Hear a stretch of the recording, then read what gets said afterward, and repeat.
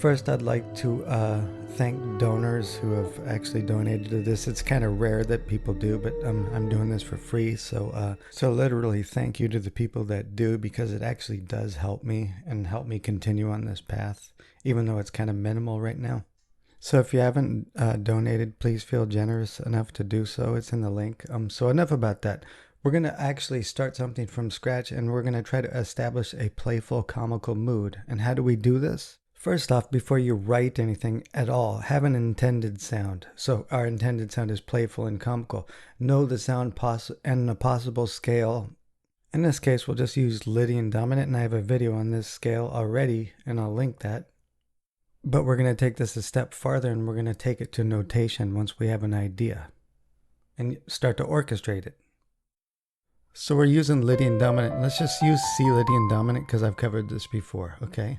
Now what I'm going to do is, I already know like a dominant 9 arpeggio, so I'm actually going to use this that I could use over Lydian dominant. So I'm going to use that dominant 9 kind of sound as my first line. Figure out a way to do it. So create a melody, creating a little motif. Answer it somehow. So first we have that dominant 9th shape, and then we break away from it using Lydian dominant tones, passing tones, but I only tend to have a C pulse, so that's what I kind of hear. Really simple pulse. Maybe I'll answer it like this, like kind of like a call and response. So we have our part. This is the part we're going to work with. I'm just going to keep this and just have this pulse. So let's go to notation, actually. So I have to start and stop this a lot. And here we are with our sketch. Okay, it's not really alive. It's kind of bland, actually. So what we're going to do is we're going to start adding instruments. Let me see. I'm going to stick a flute, and let me see. Let's just stick a harp in for now.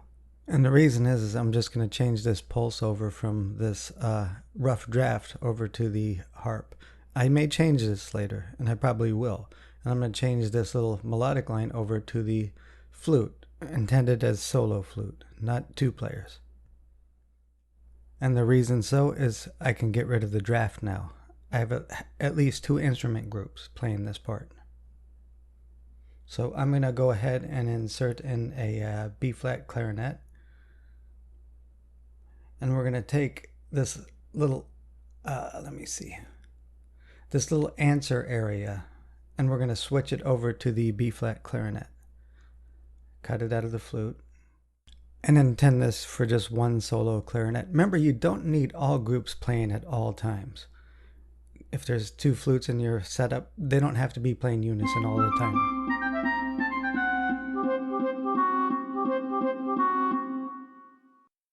So our end goal is just to make this come alive, and this will actually make your sample library mock-up sound so much better. I'm using stock sounds, okay, so I'm just kind of shaping this right now, this initial part. So I'm going to just start shaping this flute melody. Accent, short note, accent, short note, and maybe just playing an accent on the last quarter. And maybe the triplets become slurred. So making these little articulations, these tiny little details, make a big difference. So the more we add, the more we're going to pay attention to small details. And I do have to start and stop this, but I am voicing over this because I'm doing this in spurts and thinking about it. So I'm actually going to cut that end out of that B-flat clarinet and have it actually answer in a different group. Comical. So we need a little bit of disjunctness. So I'm shaping that part right now by giving it smaller detail articulations, paying attention to smaller detail. Let's add a bassoon. And we're actually going to answer that clarinet with the bassoon an octave lower. which luckily with notation programs now you could just copy and paste stuff. So I'll just copy and paste it here and we're ready to just transpose it.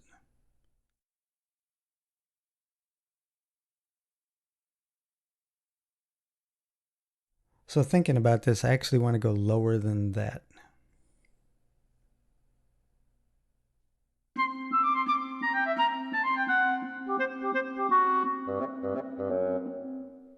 Okay, so we got something that is actually starting to come to life, but I have a few ideas to actually something that I was hearing with this bassoon response is literally this coming to life and low end strings as an answer.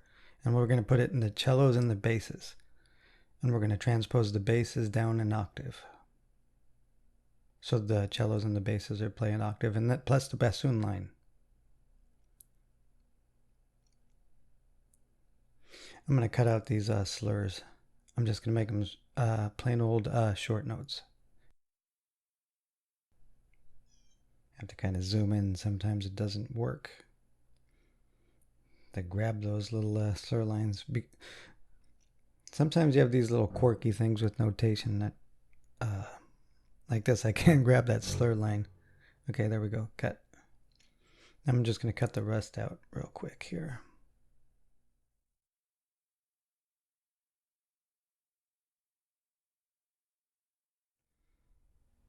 And in turn, just make them short notes. Well, the bassoon still has a couple of slur lines in there.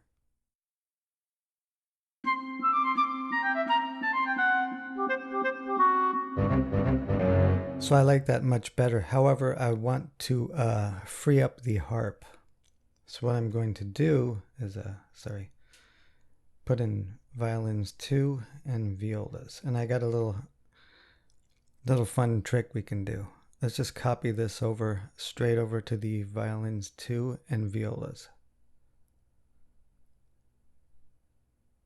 Free up the harp. Now what we're going to do is we're going to turn this into pizzicato, but every other note is going to be played by a different group. Disjunct, comical. So we're looking for disjunct effects too. So most people will not even notice these small details in your sample mock-up. Sorry. It will go completely over most people's heads, these little teeny tiny details, but they do make a huge difference when you mock something up.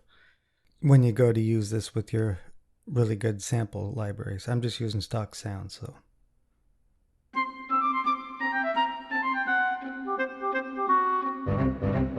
So now we've freed up the harp, and the reason is because I want to use a glissando here and there. So we're going to go ahead and stick in a violins 1. Here's another cool trick you can do. Let me just join. I want it to be pizzicato. And you see these. So we're just going to double all the accented notes with a pizzicato. That's it. You don't have to completely and totally double one line. You could actually just double certain notes, which will give it a kind of a cool effect. An effect is what I'm looking for, especially being comical.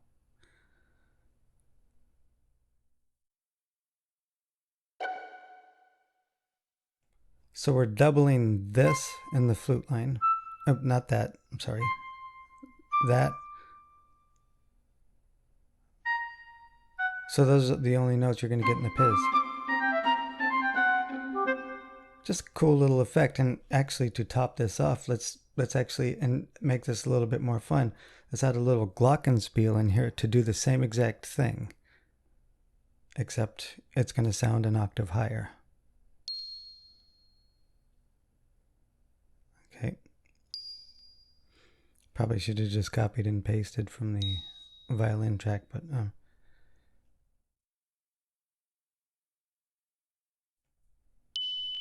that's kind of weird. I have a little crackling sound. Oh well. So we're really doubling the melody just only on specific notes. Sorry, I had to start and stop. So I'm going to actually make that quieter.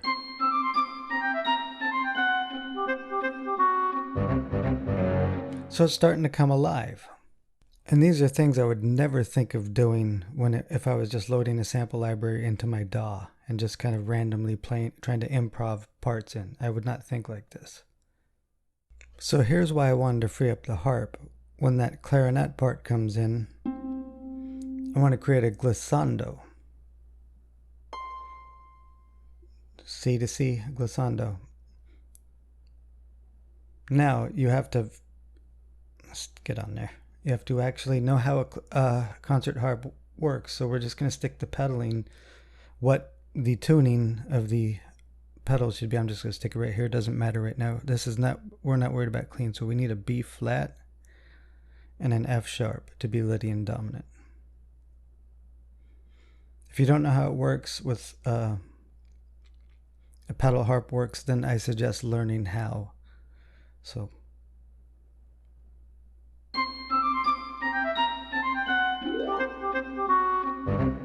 So on a broop, I want to actually accent that one target note with the piz and that violins and the glockenspiel. Another cool trick you can do. And maybe make them slightly louder when that happens.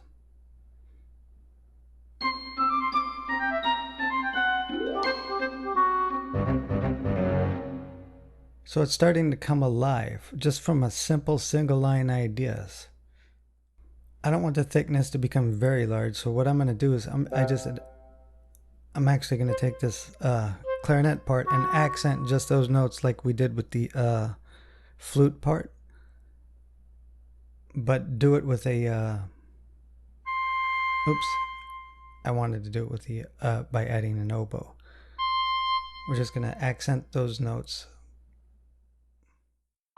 Again, this partial doubling of a line. It doesn't have to be completely doubled, but it's a cool trick, especially if you tell these guys to play a little bit quieter. Sticking an accent, and then the first two notes I'll just make short notes.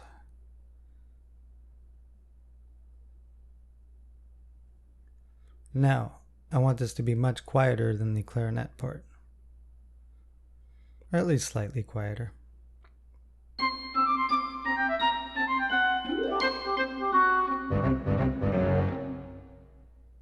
So there we go. Little tricks like that will make a big difference in your sample library mockups. Like these being accented just on certain notes, not accented, doubled, I'm sorry. Little teeny tiny details that people will probably miss when you go to mock something up with your sample library, but tend to make a huge difference. So I'm going to add a crash cymbal and a snare drum. These are only going to be very light though. They're going to kind of play along with that little harp glissando. That's what I had in mind.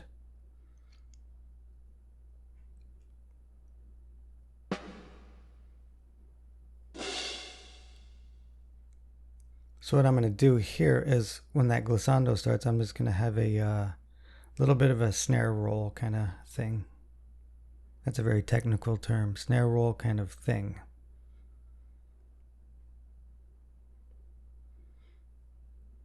But it's not going to be super loud. So these are just effects. Okay, most of this is just effect, what I'm doing here. We're not looking for a big lush sound. Maybe accent the ending line there, ending note, whatever you want to call it. Make sure that we know that that's short and stopped and very quiet.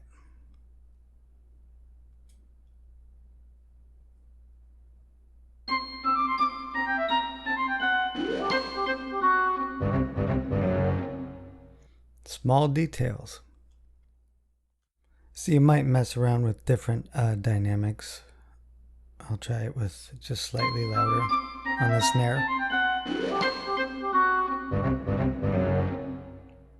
So notation playback tends to not play things back appropriately. So what I'm going to do here is create a little pizzicato, just octave jump, in the cellos and the basses.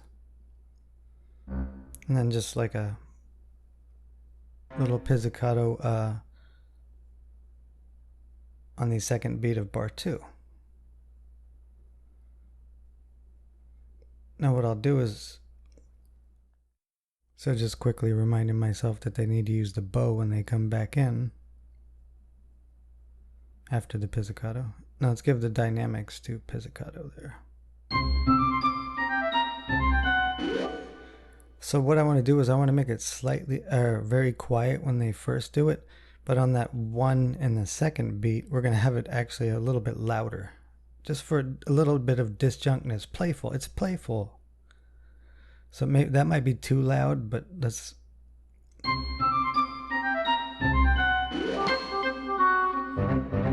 It's hard to tell back with notation playback sounds, but it's probably going to be too loud and I may change it later. So I'm going to actually add a little timpani in here, just to hit that one pizzicato that's slightly loud. That's going to be the timpani's whole part in this little production.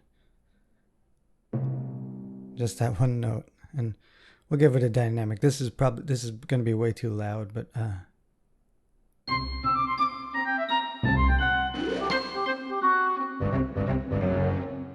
so notation playback isn't very balanced. So I'll change that later. I'm actually probably going to change the dynamic of the timpani.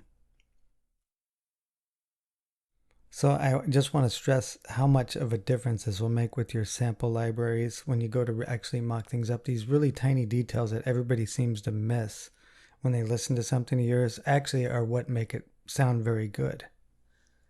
The more attention you pay to small details, the better it's going to sound.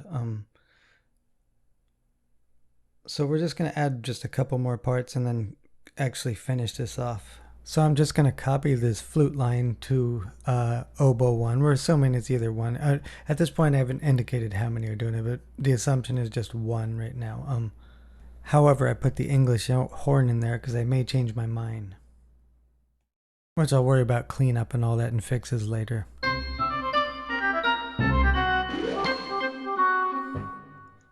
Okay, so we'll keep that for now. I don't know if I'll keep it later, but we'll see. I might even change it to even quieter.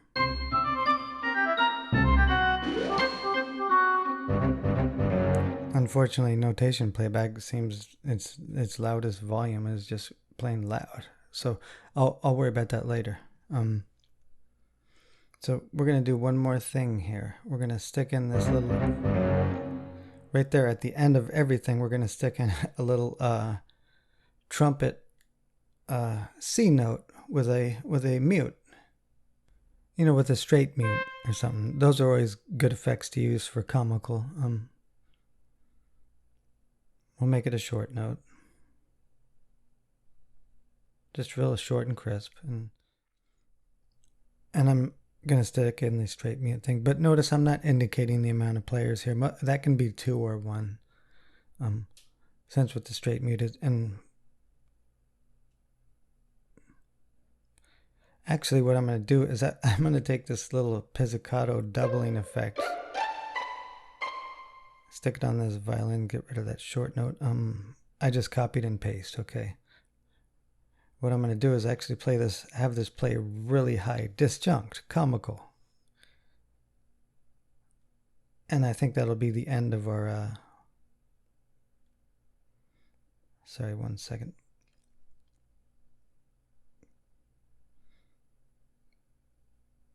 So it's going to super high pizzicato.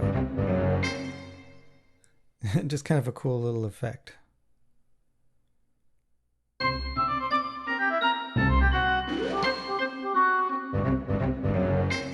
So now I'll just export this MIDI file out. I made a bunch of slight changes and then I mocked it up with VSL.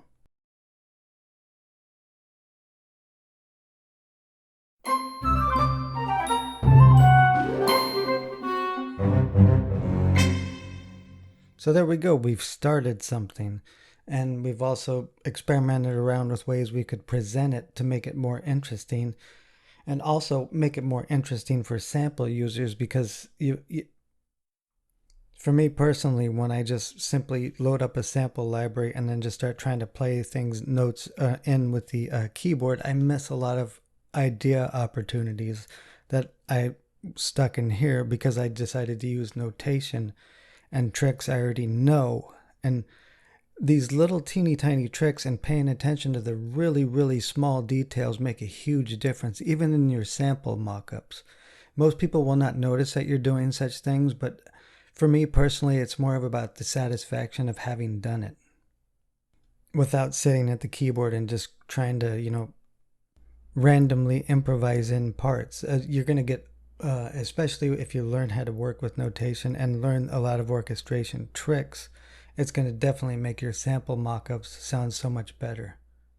For me personally, it's more satisfying too, because I just use the base stock sounds of like the notation program I'm using. I know it's going to actually, sometimes, most of the times, I will know it's actually going to sound fairly decent when I mock it up with samples.